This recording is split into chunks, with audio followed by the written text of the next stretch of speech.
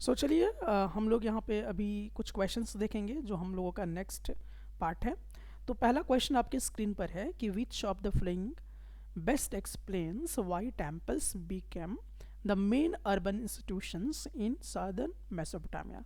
बात समझ में आ गया होगा कि टेम्पल्स जो थे वो मेन हो गए थे मेसोपोटामिया के लिए, अर्बन इंस्टीट्यूशंस के लिए। तो इसमें से बेस्ट एक्सप्लेन कौन कर रहा है, उस वो ऑप्शन आपको चूज करके बताना है। ऑप्शन ए कह रहा है they were used only for religious worship, यानी कि सिर्फ मंदिरों का इस्तेमाल पूजा पाठ के लिए हो रहा था, धार्मिक पूजा पाठ के लिए। ऑप्शन बी कह रहा है कि they organized production, employment and record keeping, क्योंकि मंदिरों से और प्रोडक्शन हो रहा था, एम्प्लॉयमेंट मिल रहा था, रिकॉर्ड वहाँ पे रखे जा रहे थे। ऑप्शन सी कहता है कि they functioned mainly as military centres, और ऑप्शन डी कह रहा है दे रिप्लेस्ड विलेजेस काउंसिल्स। तो विच ऑप्शन इज करेक्ट, जल्दी बताइए। तुम बोलेगा बाबू। Option B. Option B. Okay, तो ऑप्शन ये बी। आप लोगों का करेक्ट जवाब है ऑप्शन बी। चलिए अब आगे की तरफ हम लोग देखते हैं। यहाँ पर temples in southern Mesopotamia played a role beyond religious worship. अब ये ट्रू है, ये फॉल्स है, ये देखना है कि टेम्पल्स जो सदर्न मेसोपोटामिया में था ये एक रोल प्ले करता है रिलीजियस वर्शिप को लेकर। और दूसरा हम लोग इसमें देखते हैं कि they controlled economic activities such as production, storage and distribution of goods. तो बताना इनमें से कौन सा सही होगा, ए बी सी डी, जल्दी बताएं। Option A. और कुछ किन्हीं को जो बोलना है जल्दी बोले। दोनों ट्रू। Option A. तो बिल्कुल सही जवाब है ऑप्शन ए। चलिए अगला क्वेश्चन की तरफ हम लोग आते हैं।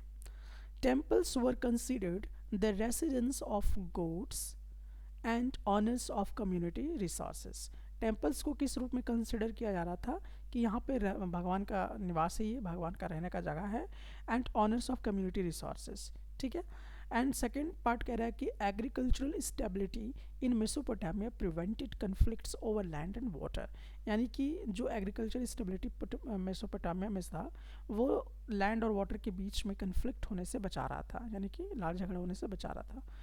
थर्ड कह रहा है कि cylindrical seals were used in Mesopotamia to authenticate documents, यानी मेसोपोटामिया में सिंड्रिकल सील्स का इस्तेमाल किया जा रहा था ताकि किसी भी डॉक्यूमेंट को ऑथेंटिक तरीके से बताया जा सके।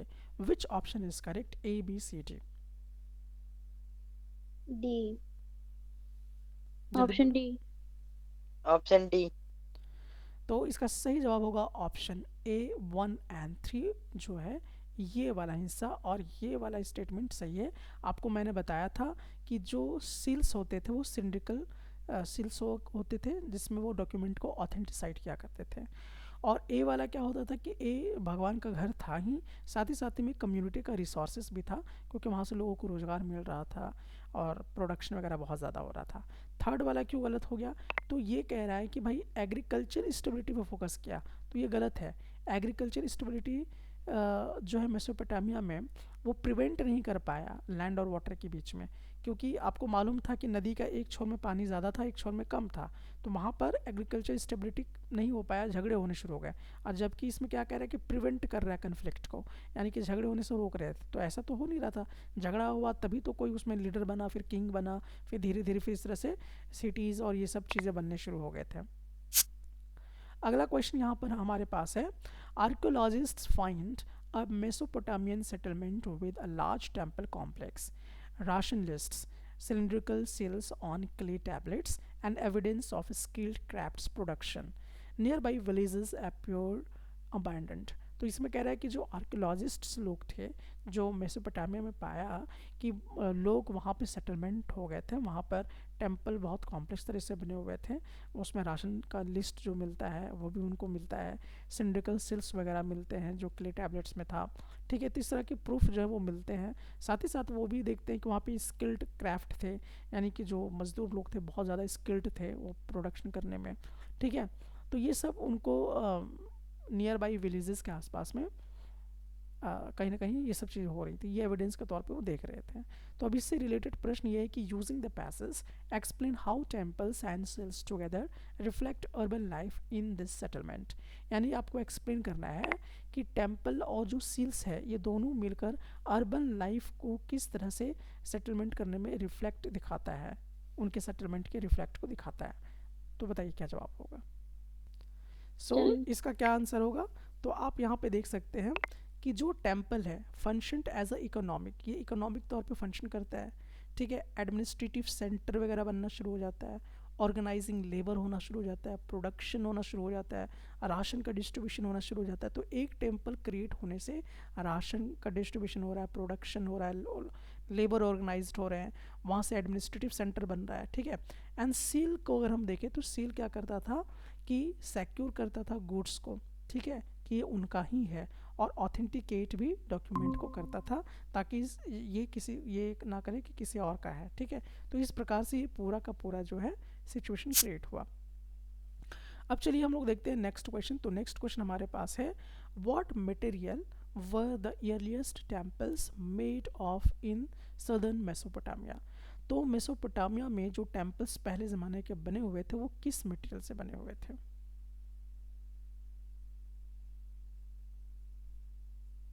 ब्राउन, कॉपर और टीन। अच्छा, मतलब पूरा पूरा टेम्पल्स को कॉपर और टीन से बना दिया गया था। और कोई जल्दी बताइए। स्टोन।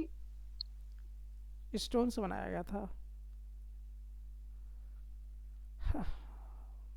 ओ, ब्रिक से बनाया गया था। अनबेक्ड हाँ, ब्रिक से बनाया गया था। अनब्रेक उस ब्रिक समय से। धूप में सुखाया जाता था ईंटों को, उसमें पकाया नहीं जाता था, ठीक है। तो अनबेक्ड ब्रिक से बनाया गया था। चलिए आगे की तरफ देखते हैं अंडरस्टैंडिंग में। Explain why seals were considered important urban artifacts in Mesopotamia. आपको समझाना है कि क्यों सील्स जो है वो एक इम्पॉर्टेंट अर्बन आर्टिफैक्ट्स के तौर पे देखा जा रहा था मेसोपोटामिया में। अब चलिए आंसर इसका हम देखते हैं। तो सील्स क्या है, सील्स क्या रिप्रेजेंट करता है, तो सील्स ऑनरशिप को रिप्रेजेंट कर रहा था, ठीक है। एक चीज़ ये हो गया। दूसरा क्या कर रहा था, गुड्स को सिक्योर कर दे रहा था, ठीक है, यानी पूरी तरह से प्रोटेक्टिव हो जा रहा था।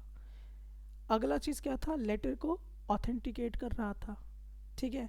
एंड दूसरा चीज़ क्या है कि सिंबलाइज्ड भी होता जा रहा था, ये किस सिटी से आ रहा है, ठीक है, ये भी सिंबल हो जाता था कि कहाँ से आ रहा है। तो इसीलिए सील्स जो थे ये बहुत इंपॉर्टेंट हो गए थे। अगला अप्लाइंग बेसिस पे question, if a cloth package was sent from one city to another in Mesopotamia, how would its safety and authenticity be ensured according to the passage। तो इसमें कह रहा है कि एक कपड़ा आपको भेजा गया एक सिटी से दूसरे सिटी, यानी मान लीजिए कि मेसोपोटामिया में, तो ये किस प्रकार से ऑथेंटिसिटी को इंश्योर करेगा और सेफ्टी को इंश्योर करेगा, बताइए। तो इसका जवाब क्या होगा, सील्स, ठीक है। तो सिलिंड्रिकल सील्स जो थे वो कहीं ना कहीं इसमें मदद कर रहे थे, ठीक है, ये कहीं ना कहीं ऑथेंटिसाइड और आइडेंटिफाई ऑनर के लिए कर रहे थे। अब चलिए हम लोग देखते हैं नेक्स्ट क्वेश्चन की तरफ, एनालाइजिंग क्वेश्चंस की तरफ चलते हैं, which is the very most important part. How did environmental problems contribute to the rise of strong leaders and urban centers in Mesopotamia? अब ये कह रहा है कि आसपास में जो environmental problems create हुई वो किस प्रकार से स्ट्रॉन्ग लीडर्स को और अर्बन सेंटर्स को मेसोपोटामिया में उभरने के लिए मदद की है, ठीक है।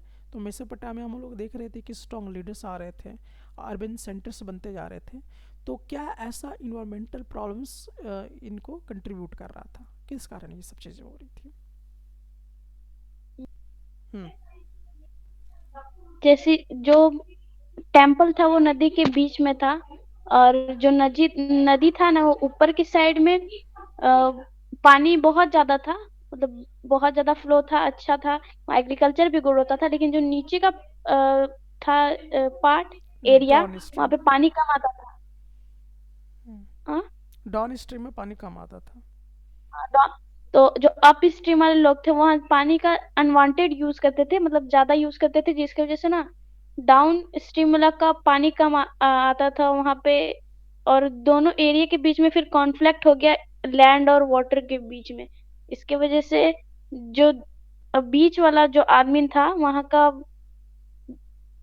तो वो सुझाव देने लगा, उसके वजह से वो लीडर बना, फिर जाके वो किंग बना। हम्म। और एक पार्ट इसमें छूट गया, अर्बन सेंटर फिर कैसे बनने लगा, वही इसमें भी बात बताना है। अब हम ये बताएं, हम्म।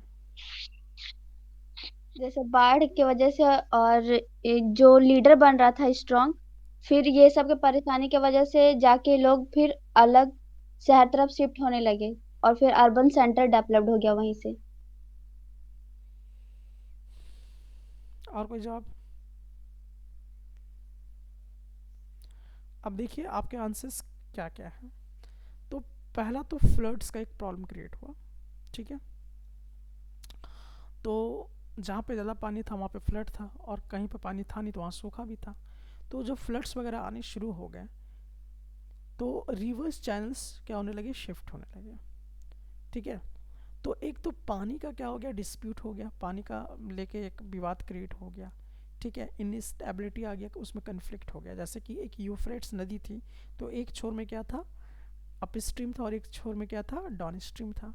अप स्ट्रीम वाले को ज़्यादा पानी मिलता था और डाउन स्ट्रीम वाले को कम पानी मिलता था, जिसकी वजह से वो खेती बाड़ी नहीं कर पा रहे थे, उनकी जीविका भी क्या हो रही थी, प्रभावित हो रही थी।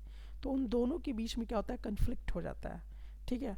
और कन्फ्लिक्ट जब हो जाता है तो वहीं से क्या होता है, वॉर छिड़ जाता है। तो ये सक्सेसफुल वॉर होना शुरू हो जाता है। और उसी में क्या होता है कि धीरे धीरे लोग लीडर्स के तौर में क्या होने लगते हैं, उभर के आना शुरू हो जाते हैं। और वो फिर धीरे धीरे अपना दबदबा बनाना शुरू करते हैं, उनको पावर मिलना शुरू हो जाता है, ठीक है। तो फिर वो जब उनको पावर मिलना शुरू हो जाता है तब वो क्या करते हैं, ऑर्गेनाइज्ड रिसोर्सेज टेम्पल के थ्रू बनाना शुरू करते हैं। टेम्पल को वो निर्माण करवाते हैं, और टेम्पल में ही क्या करते हैं, बहुत सारे रिसोर्सेज को ऑर्गेनाइज करते हैं।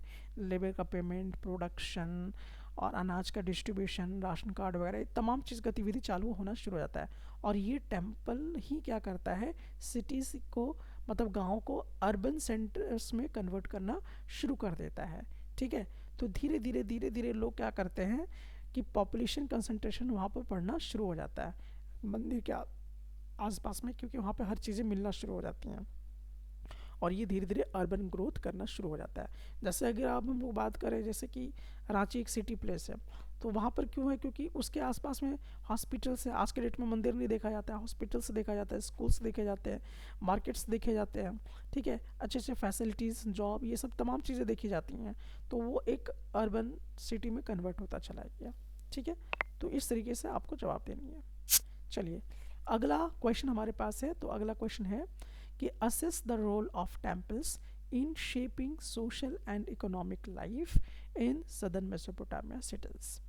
आपको बताना है कि जो टेम्पल है उसका क्या रोल रहा सोशल और इकोनॉमिक लाइफ को शेप देने में मेसोपोटामिया के सिटीज़ पर।